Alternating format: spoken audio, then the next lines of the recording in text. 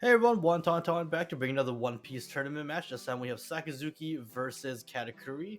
And so the much anticipated OP5 is finally here. I'm not sure about you guys, but I got the sense from my locals and from the online community that OP5 was a really hyped set. Everyone was waiting for OP5 and or at the very least a lot more than OP4.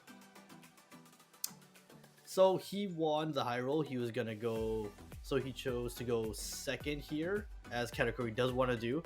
And we had no turn 2 play or turn 1 play, so we're just going to swing AK into his leader here. Then he drops a pair of Sparrow. I'm gonna preface this video by saying I am not a great Sakazuki. This is my first or second game on Sakazuki. I guess if you count the sim, it's like maybe fifth game of Sakazuki, but still, Sakazuki's a hard deck to play, so it's gonna take a lot of practice to play him. But I hope you guys enjoyed nonetheless. I thought it was an exciting match, anyways, and I'll try to hopefully not make a fool of myself, and hopefully my thought processes here make sense. But we have 5 Dawn, and instead of doing nothing, I chose to just play the Rebecca and take out the Hina from our trash. From my understanding with Sakazuki, you do want to use the leader ability to discard your Hina so you can, just so that you can do this. Although, of course, here we're not getting a body. We're not getting the full value out of her effect. I am just doing it for the body, and here we get punished by Gedatsu. So maybe that wasn't the best play.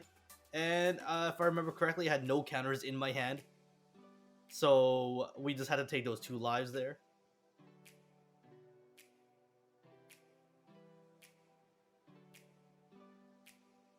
And here I'm just thinking, because my small brain needs a lot of time to process what I'm doing. And then we finally come to the Hina Lucci combo here.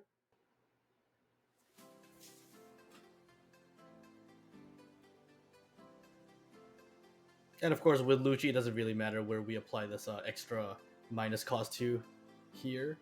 And then there, Lucci just pops them and clears the board. And that is the strength of Sakazuki, just being able to clear off your opponent's board.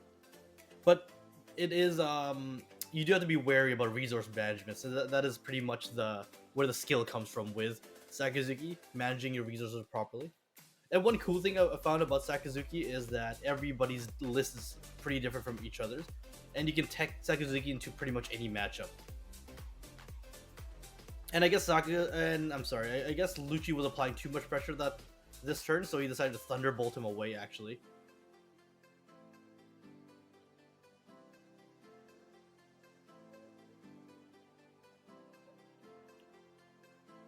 So here, I didn't want to get too low, especially as we're approaching the Big Mom turns. I wanted to stay at least on 2 lives, so we're going to use the Rebecca blocker there.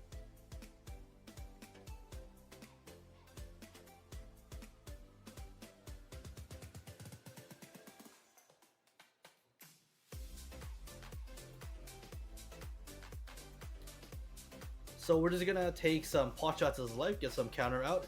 And now I don't know if this is the correct play or not, but I just dropped the double Kuzan here just for some card draw, and since it may be relevant for Big Mom coming down the next turn. They are 5,000 bodies, they do apply pressure, and it does free up some of the bricks in my hand. I need to get more card draw here. And it's not like he has an incredible amount of pressure on the board or anything. And yes, of course, here is Big Mommy.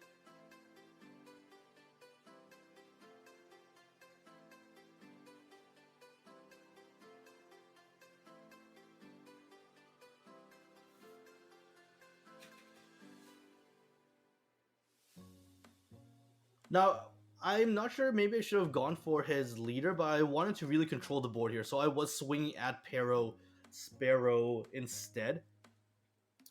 Because I was okay if he got the extra card as long as it cleared his board, since I was planning on getting rid of this Big Mom anyways. And so it effectively just reset his board.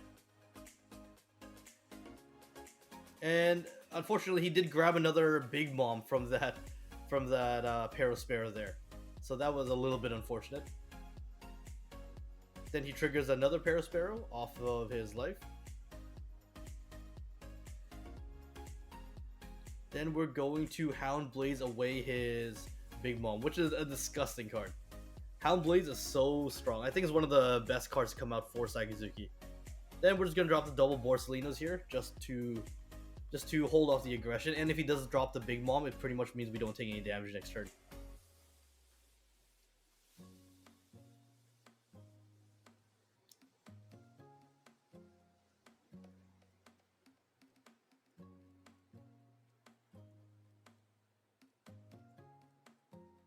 And yep, here comes Big Mom number 2.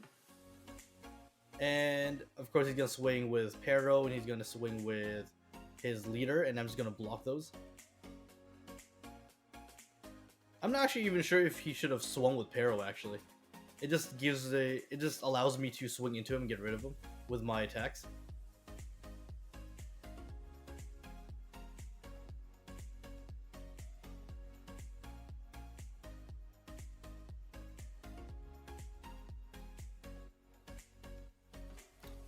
So now here, I wanted to test the waters here. I had a few plays I could have done in my hand, but I just wanted to swing 5k first and just see how he reacted to it. And then I could have removed that Big Mom. Sure. Oh, but unfortunately there's a Thunderbolt there. But the fact that he wasn't countering out of these meant kind of I smelled blend the water a little bit here. Just because I thought, okay, there he doesn't have counters. He didn't trigger off that last one either, so there's a chance I could just end him here. So I'm pretty sure I threw here. I still have all of my Dawns, so what I should have done was just swing, what is it?